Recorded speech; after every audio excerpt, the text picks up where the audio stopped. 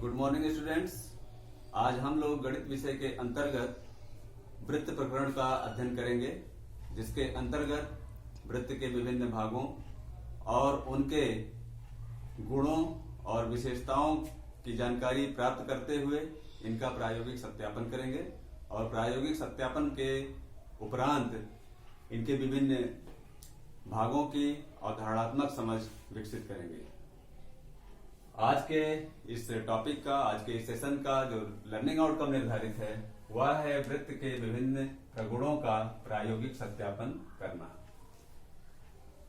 इस सेशन में जिन बिंदुओं पर चर्चा की जाएगी वह है वृत्त की परिभाषा, मतलब वृत्त है क्या चीज, वृत्त का केंद्र, परिधि, त्रिज्या, जीवा, व्यास, वृत्तखंड जिसके अंतर्गत लघु वृत्तखंड, दीर्घ वृत्तखंड, अर्ध वृत्तखंड और इन वृत्तखंडों में बने कोणों के बारे में जानकारी प्राप्त करेंगे। इनकी प्रायोगिक सत्यापन करके जानकारी प्राप्त करेंगे, जिसके अंतर्गत एक ही वृत्तखंड के कोण समान होते हैं और अर्धवृत्त में बना कोण समकोण होता है। इसे प्रयोग के माध्यम से सत्यापित करके देखेंगे। इसके लिए आज के इस सेशन में जिन टीएलएम का सहारा लिया जा रहा है वह है जियो बोर्ड। जियो बोर्ड के माध्यम से हम वृत्त के विभिन्न भागों को स्पष्ट करेंगे और उनका प्रायोगिक सत्यापन करके उनकी विशेषताओं के बारे में जानकारी प्राप्त करेंगे। दूसरा गणितीय उपकरण कंपास, जिसकी सहायता से, जिसे हम प्रकार भी कहते हैं, जिसकी सहायता से हम वृत्तीय संरचना निर्मित करते हैं। तो सबसे पहले हम वृत्त की रचना करते हैं। इसके लिए जरूरी है कि एक तल पर एक बिंदु लेते हैं। मान लिया कि हमने लिया बिंदु ए और दूसरा बिंदु इसी तल पर लेते हैं, जिसको हमने नाम दिया बी। अब प्रकार की सहायता से प्रकार के इस नुकीले भाग को बिंदु ए पर केंद्रित करते हैं और पेंसिल वाले भाग को बिंदु बी पर केंद्रित करते हैं और बिंदु ए के चारों तरफ बिंदु बी से प्रारंभ करती हुई बिंदुवत रेखा, जो कि एक वक्रीय रेखा के रूप में बन पा रही है, इसे बनाएंगे और यह बिंदुवत रेखा बिंदु बी से, अर्थात जिस बिंदु से यह रेखा बननी प्रारंभ हुई थी उसी रेखा पर जा करके समाप्त होती है। उसी रेखा पर जाकर के यह मिलती है, उसी बिंदु पर जाकर यह रेखा मिलती है।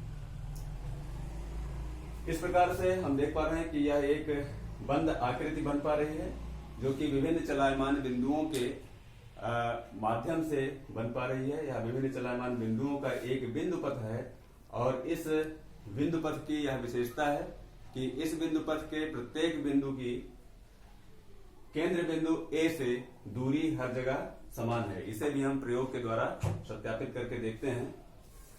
अब हम अगर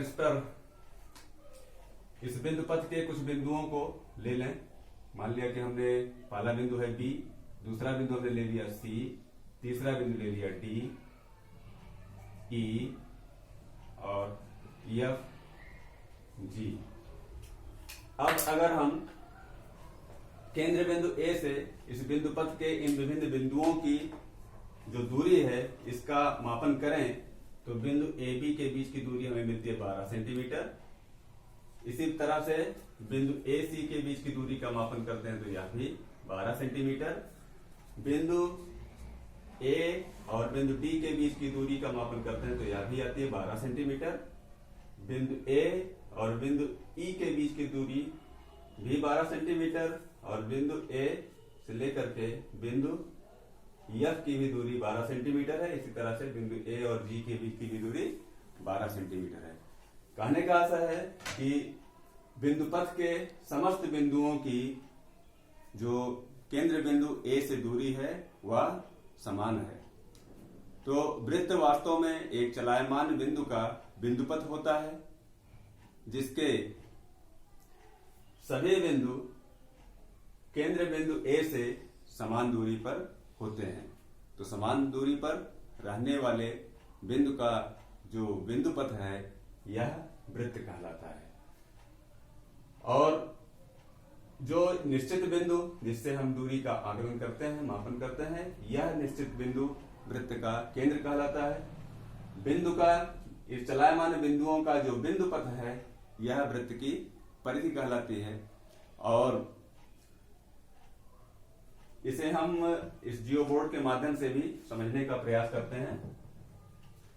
इसमें जो निश्चित बिंदु है, जिसे हमने इस बोर्ड पर बिंदु ए का नाम दिया है, यह इस बीच में लगी हुई कील के रूप में प्रदर्शित है। और इसके चारों तरफ ये जो विभिन्न और कील दिखाई पड़ रहे हैं, यह असंख्य चलायमान बिंदु हैं जो कि एक वक्रीय पथ पर लगे हुए हैं। अब अगर हम इन असंख्य बिंदुओं को एक साथ मिला लें, इस रबड़ बैंड के माध्यम से लगाने का प्रयास किया जा रहा है, तो जो आकृति, जो एक वक्राकार आकृति बन पा रही है, जिसे आप इस लाल रंग के रबड़ बैंड के द्वारा देख पा रहे हैं, यह एक वृत्त की संरचना है। और इस वृत्त के केंद्र और वृत्त के किसी भी, इस वृत्त के परिधि के किसी भी बिंदु से मिलाती हुई जो रेखा खींची जाती है, यह है वृत्त की त्रिज्या, जिसे हमने अभी मापा था। और माप करके इसकी दूरी हमने, इसकी लंबाई 12 सेंटीमीटर प्राप्त की थी। तो ये जो वृत्त के केंद्र और वृत्त के परिधि के किसी भी बिंदु से मिलाने वाली जो रेखा है, इसे हम वृत्त की त्रिज्या कहते हैं। इस जियो बोर्ड पर आप पीले रंग के रबड़ बैंड के माध्यम से जो आकृति देख पा रहे हैं, जो रेखा देख पा रहे हैं, यह है वृत्त की त्रिज्या। यह त्रिज्या सभी बिंदुओं पर, वृत्त के परिधि के प्रत्येक बिंदु पर और वृत्त के केंद्र से इसकी दूरी हर जगह बराबर होती है। अब हम अगले बिंदु पर आते हैं, जो कि हमारा वृत्त का जीवा है। तो वृत्त की जीवा को प्रदर्शित करने के लिए हम एक चित्र वृत्त का और बनाते हैं।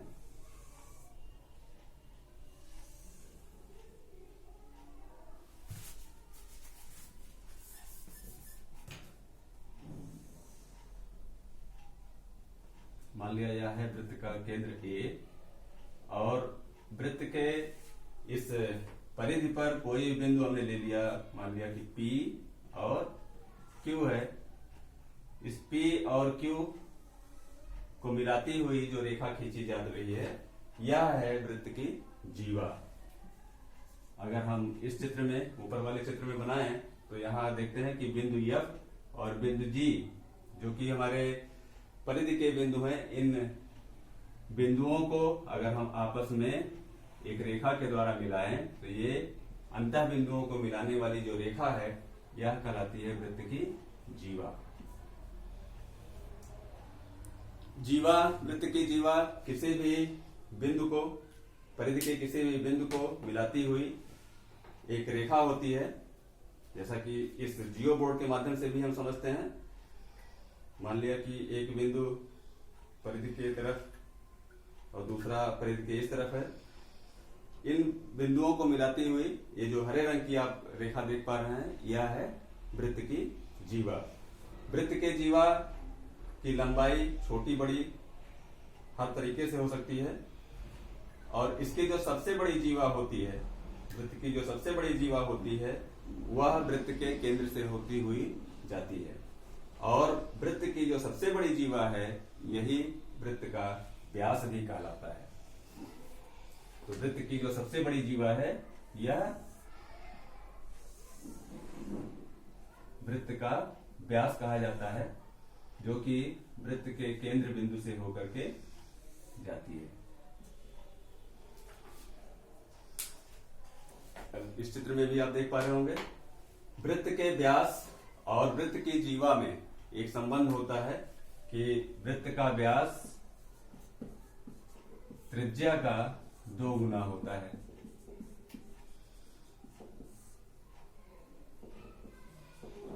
जैसा कि आप यहां देख भी पा रहे होंगे, अगर इसके बिंदु B को इस चित्र में हम देखें कि बिंदु A और B के बीच की जो दूरी है, यह वृत्त की त्रिज्या है।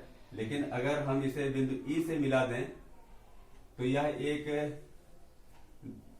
ई और बी, ई बी एक जीवा बन पा रही है और इस जीवा की लंबाई वृत्त के त्रिज्या की 2 गुनी है।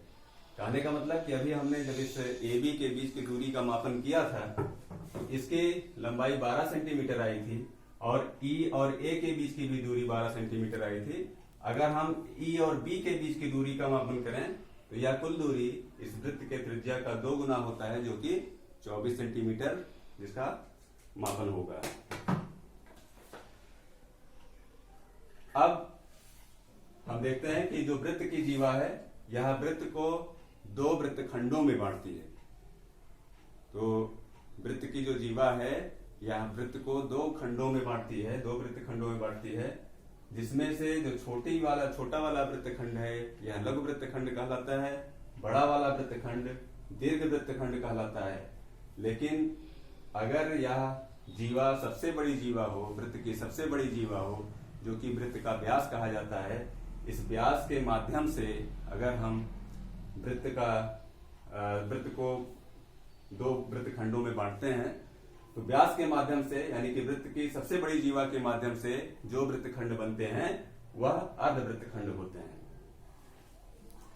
तो चाप और जीवा से घिरा हुआ जो वृत्त खंड है, ये चाप अगर मान लेते हैं कि P और Q ये चाप है और ये जो रेखा आप देख रहे हैं यह वृत्त की जीवा है, तो चाप और रेखा से घिरा हुआ जो भाग है यह वृत्त खंड है। इसमें जो बड़ा वाला भाग है यह कहलाता है दीर्घ वृत्त खंड और छोटा वाला भाग कहलाता है लघु वृत्त खंड। और अगर वृत्त की सबसे बड़ी जीवा यानी कि वृत्त के व्यास के द्वारा वृत्त के खंड किए जाते हैं तो यह बराबर बराबर खंड होते हैं, जो कि अर्धवृत्त खंड कहलाते हैं।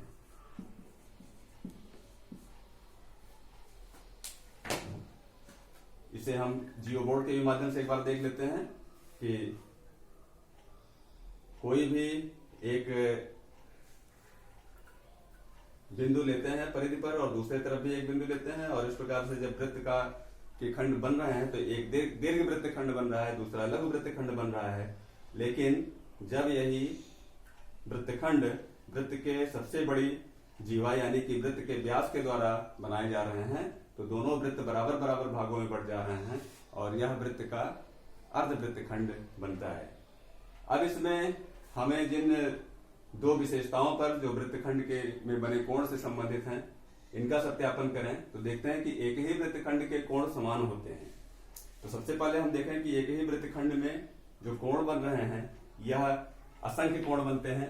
अगर हम ये हरी वाली लाइन आप देख पा रहे हैं तो एक कोण अगर हम इधर देखें, एक कोण यहां बना, दूसरा कोण फिर इसी रेखा के द्वारा देखें तो एक यहां दिख रहा है, ये लाल रंग का।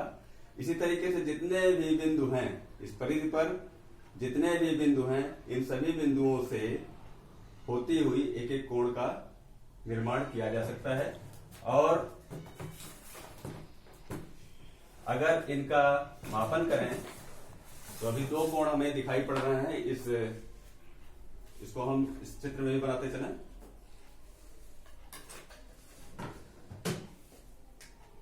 तो इस जीवा से इस वृत्तखंड में जो कोण बन पा रहा है यह एक कोण हो गया। मान लिया कि ये कोण PRQ है, कोण PRQ। दूसरा एक बिंदु ले लेते हैं L, एक कोण हो गया आपका कोण PLQ। इसी तरीके से कई सारे हम बिंदु अगर लेते रहें तो बिंदु R अगर लेते हैं तो कोण PRQ इस तरीके से बनेगा। और ये हर वृत्तखंड में इनकी संख्या असंख्य होगी। तो वृत्तखंड में जो भी कोण बन पा रहे हैं वो उनकी संख्या असंख्य होती है और सभी कोणों का मान बराबर होता है। अगर हम कोण L, कोण R, कोण M मान लेते हैं इसको, कोण M, इन सब के बारे में अगर इनका हम मापन करें तो सभी कोणों के माप बराबर आएंगे। इसे हम इस जियो बोर्ड के माध्यम से भी सत्यापित करके देख सकते हैं। तो ये आपका प्रोटेक्टर है जिसे हम चांदा कहते हैं, इससे हम इसके एंगल का मापन करते हैं। तो अगर हम इसे 0 पर रखते हुए देखें तो इस कोण का माप आ रहा है 90 डिग्री, और दूसरे कोण को अगर हम मापें तो इस कोण का भी जो माप है यह आता है 90 डिग्री। तो सभी कोण बराबर माप के हैं। यह स्थिति लघु वृत्तखंड, दीर्घ वृत्तखंड और अर्ध वृत्तखंड, इन सभी के केस में, इन सभी के संदर्भ में सत्य सिद्ध होता है। अर्धवृत्तखंड के मामले में एक और स्थिति बनती है कि अर्धवृत्तखंड में बने हुए कोण हमेशा 90 अंश के ही होते हैं, जैसा कि अभी हमने इस जियो बोर्ड के माध्यम से माप करके सत्यापित किया है। तो यह आज का इतना जो प्रायोगिक सत्यापन के द्वारा बातें बताई गई, इस वृत्त से संबंधित इन अवधारणाओं को आपको समझना है, इनका अवबोध करना है, और कुछ बोधात्मक प्रश्न भी आपके लिए निर्धारित किए गए हैं जिनका आपको चिंतन मनन करते हुए उत्तर खोजने का प्रयास करना है। ये बोधात्मक प्रश्न इस बोर्ड पर लिखे हुए हैं, आपको जैसा कि देख पा रहे हैं। पहला प्रश्न है कि वृत्त की सबसे बड़ी जीवा को क्या कहते हैं। दूसरा है एक ही वृत्तखंड में कितने कोण बन सकते हैं। और तीसरा प्रश्न है अधिकतम लंबाई की जीवा के वृत्तखंड का कोण कितने अंश का होता है। तो जैसा कि आप लोगों को बताया गया कि अधिकतम लंबाई की जो जीवा होती है वह वृत्त का व्यास होता है। तो आज के इस सेशन में वृत्त से संबंधित बस इतनी बातें, और शेष बिंदुओं पर हम अगले सेशन में चर्चा करेंगे। धन्यवाद।